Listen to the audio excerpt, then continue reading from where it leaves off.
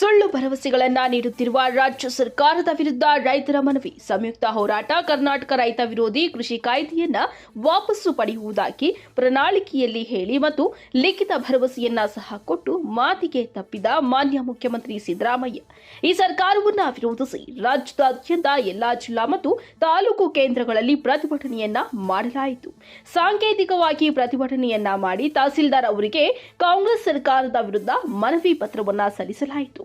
ತಾಲೂಕಿನ ಆಡಳಿತ ಸೌಧದ ಮುಂಭಾಗದಲ್ಲಿ ರೈತ ಸಂಘದ ಸದಸ್ಯರು ಸೇರಿ ಕಾಂಗ್ರೆಸ್ ಸರ್ಕಾರದ ವಿರುದ್ಧ ಪ್ರತಿಭಟನೆಯನ್ನ ಮಾಡಿದ್ದಾರೆ. ಇದೇ ಸಂದರ್ಭದಲ್ಲಿ ರೈತ ಸಂಘದ ಅಧ್ಯಕ್ಷರು, ಕಾರ್ಯದರ್ಶಿಗಳು ಮತ್ತು ಅಧ್ಯಕ್ಷರುಗಳು, ಮಹಿಳಾ ಸದಸ್ಯರು ಸಹ ಪಾಲ್ಗೊಂಡಿದ್ದರು. ತಹಸೀಲ್ದಾರ್ ಅವರಿಗೆ ಮನವಿ ನೀಡಿದ್ದಾರೆ.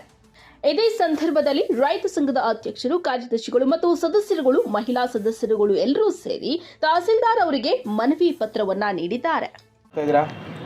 ನಾವು ರೈತರ ಸಂಘಕ್ಕೆ ಅಧ್ಯಕ್ಷರಾಗಿ ಕಾರ್ಯದರ್ಶಿಯಾಗಿ ವರ್ಕ್ ಮಾಡ್ತಾ ಇದ್ದೀವಿ. ಈಗ ಇವತ್ತು ಏನೋ ಸ್ಟ್ರೈಕ್ ಮಾಡಿದಿರಲ್ಲ, ಚಿಕ್ಕನಕನಹಳ್ಳಿ ತಾಲೂಕಲ್ಲಿ ತಾಲೂಕು ಆಫೀಸ್ಗೆ ನಾವು ರೈತರ ಪರವಾಗಿ ನಾವು ಒಂದು ಮನವಿ ಪತ್ರವನ್ನು ತಹಸೀಲ್ದಾರಿಗೆ ನೀಡಿದ್ದೀವಿ.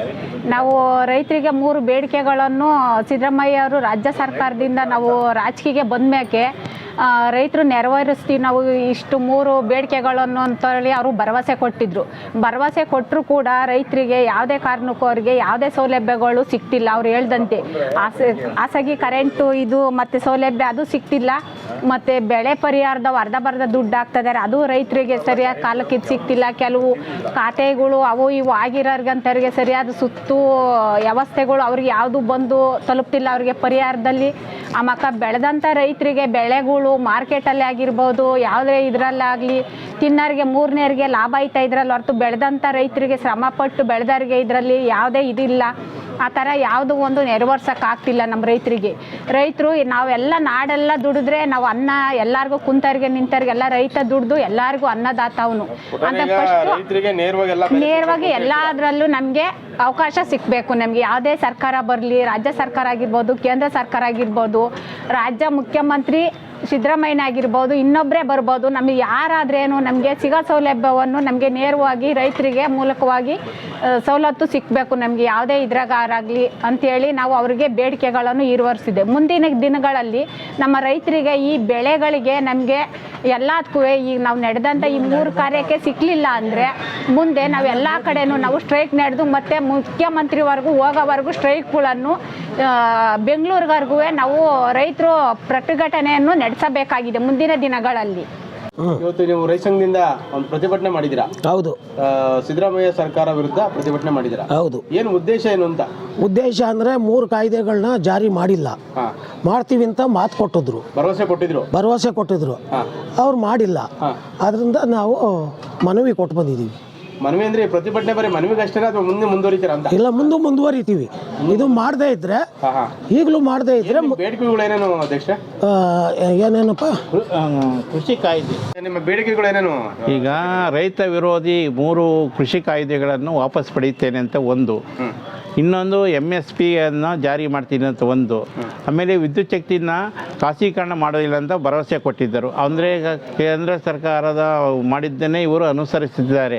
ಈಗ ಮುಖ್ಯಮಂತ್ರಿಯವರು ಆಡಳಿತಕ್ಕೆ ಬರುವ ಮುನ್ನ ಪ್ರಣಾಳಿಕೆಯಲ್ಲಿ ಈ 3 ನಿಯಮಗಳನ್ನು ನಾವು ನಿಮ್ಮ ಭರವಸೆಯನ್ನು ಈಡೇರಿಸ್ತೀವಿ ಎಂದು ಭರವಸೆ ಕೊಟ್ಟಿದ್ದರು. ಆದರೆ 2 ವರ್ಷ ಆದರೂ ಸಹ ಮುಖ್ಯಮಂತ್ರಿಯವರು ಈ 3 ಭರವಸೆಗಳನ್ನು ಈಡೇರಿಸಿರುವುದಿಲ್ಲ. ಆದ್ದರಿಂದ ಈಗಲಾದರೂ ಎಚ್ಚೆತ್ತುಕೊಂಡು ನಮ್ಮ 3 ಭರವಸೆಗಳನ್ನು ಈಡೇರಿಸಬೇಕೆಂದು ಈಗಲೂ ಸಹ ನಾವು ಒತ್ತಾಯ ಮಾಡ್ತಿದ್ದೇವೆ. ರೈತ ಸಂಘಟನೆಗಳು ಸಿದ್ದರಾಮಯ್ಯ ಫಾರಾಗಿ ಕೆಲಸ ಮಾಡ್ತಾ ಇದ್ದೇವೆ, ಸರ್ಕಾರದ ಫಾರಾಗಿ ಕೆಲಸ ಮಾಡ್ತಿದ್ದೇವೆ, ನೀವು ವಿರೋಧವಾಗಿ ಕೆಲಸ ಮಾಡ್ತಿದ್ದೀರಾ, ಏನಿದ್ರ ಗುಟ್ಟು ಅಂತ? ಅಂದರೆ ರೈತರಿಗೆ ಅನುಕೂಲ ಆಗೋ ರೀತಿಯಲ್ಲಿ ಮಾಡಬೇಕು. MSP ಜಾರಿಗೆ ತಂದಿಲ್ಲ, ಯಾವುದೇ ವಿಧವಾದ MSPಯನ್ನು ಜಾರಿ ಮಾಡ್ತೀನಿ ಅಂತೇಳಿ ಕಾನೂನುಬದ್ಧವಾಗಿ ಮಾಡಿಲ್ಲ. ಮತ್ತು ವಿದ್ಯುತ್ ಶಕ್ತಿಯನ್ನು ಖಾಸಗೀಕರಣ ಕೊಡ್ತೀನಿ ಅಂತ ಮಾಡ್ತಾಯಿದ್ದಾರೆ. ಇದು ರೈತರಿಗೆ ಭಾಳ ಅನಾನುಕೂಲ ಆಗುತ್ತದೆ ಅಷ್ಟೇ. ಅದಕ್ಕೋಸ್ಕರ ನಾವು ರೈತರ ಪರವಾಗಿ ಓಡಾಡ್ತಿದ್ದೆ ಹೊರತು ಸಿದ್ದರಾಮಯ್ಯನವರು ನಾನು ನೀಡಿದಂತೆ ನಾನು ಮಾಡುತ್ತೇನೆ ಅಂತ ಹೇಳಿ ಸುಮ್ಮನೆ ಮಾತಿರಂತೆ ಯಾವುದೇ ವಿಧವಾದ ನುಡಿದಂತೆ ಸರ್ಕಾರ ಅಂತ ಹೇಳ್ಕೊಂತಾರೆ ಅಷ್ಟೇ, ಭರವಸೆ ಯಾವುದು ಈಡೇರಿಲ್ಲ. ರೈತರಿಗೆ ಯಾವುದು ಇದನ್ನು ಕೊಡ್ತಾ ಇಲ್ಲ, ಭರವಸೆ ಈಡೇರಿಸಿರುವುದಿಲ್ಲ. ರೈತರಿಗೆ ದ್ರೋಹ ಮಾಡ್ತಿದ್ದಾರೆ. ರೈತರು ದ್ರೋಹ ಆಗ್ತಿದೆ ಅಂತ? ಹೌದು. ರೈತರಿಗೆ ಯಾವುದೇ ಒಂದು ಬೆಳೆ ಬೆಳೆದ್ರೆ ಅದಕ್ಕೆ ತಕ್ಕಾದ ಬೆಂಬಲ ಬೆಲೆ ಸಿಗ್ತಿಲ್ಲ. ರೈತರಿಗೆ ಭಾರಿ ಅನ್ಯಾಯ ಆಗ್ತಾಯಿದೆ. ಯಾವುದೇ ಸರ್ಕಾರಕ್ಕೆ ಮನವಿ ಮಾಡಿದ್ರು ನಾವು ಯಾರೂ ಅದು ಕ್ರಮನೇ ತಾಂತಿಲ್ಲ. ಸುಮ್ಮನೆ ಕೇಳ್ತಾರೆ, ತಾಂಡಾಗಲ್ಲಿ ಬಿಸಾಕ್ತಾರೆ. ಆದಾಗಿ ಆಮೇಲೆ ನಫೆಡ್ ಅಂತ ಓಪನ್ ಮಾಡಿ ರಾಗಿಗೆ ರೈತರಿಗೆ ಅನುಕೂಲ ಆಗಲಿ ಅಂತ. ರೈತರು ಯಾರೂ ಬಿಡ್ತಿಲ್ಲ ರಾಗಿ ತಾಂಡ, ಎಲ್ಲ ದಲ್ಲಾಳಿಗಳ ವ್ಯಾಪಾರ. ವರ್ತಕರು ಲಾಭ ಮಾಡ್ಕೊಂತಾರೆ ಬಿಟ್ಟರೆ ರೈತರಿಗೆ ಯಾವುದೇ ಕಾರಣವಾದ ಲಾಭ ಸಿಗ್ತಿಲ್ಲ. ಬರೀ 3,000 4,000 ಪಾಣಿಯ ಮಾರ್ಕೊಂತಿದ್ದಾರೆ ರೈತರು ಯಾರು ಬೆಳೆದಾರ ನೇರವಾಗಿ ತಗೊಂಡಾಗ ನಫೆಟಿಗೆ ಬಿಡ್ತಿಲ್ಲ. ಇದೊಂದು ಭಾರಿ ಕ್ರಮ ತಗೋಬೇಕು ಅಂತ ಹೇಳ್ತಾ ಇದ್ದೀನಿ ನಾನು.